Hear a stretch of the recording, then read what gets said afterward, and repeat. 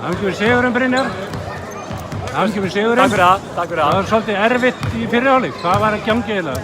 Já, ég held að það hafi verið ákveðið vanmat. Við byggumst við fyrir leik að við ættum að vinna Haukana og mér fannst að við svona bara andinn í liðinu, þetta átti að vera auðvelt og það var engin stemming í okkur, mér og fleirum. Bekkurinn var alveg flatur þannig að við þurftum að rífa þetta upp í seinni hálfleik og mér fannst við bara að gera nokkuð vel í þriðja leik þó að við höfum dottið hann aðeins niður í fjórða. Það var 30 stig í þriðja leikluta þannig að þetta kom aðeins í gang. Hvernig er stemningin svona heilt yfir? Er ekki menn tilbúinir alveg í þetta?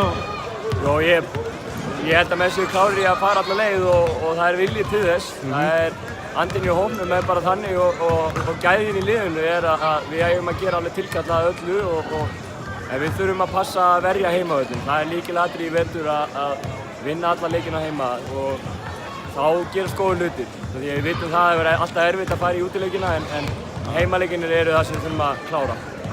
Það er rétt. Takk fyrir það, Brynjar.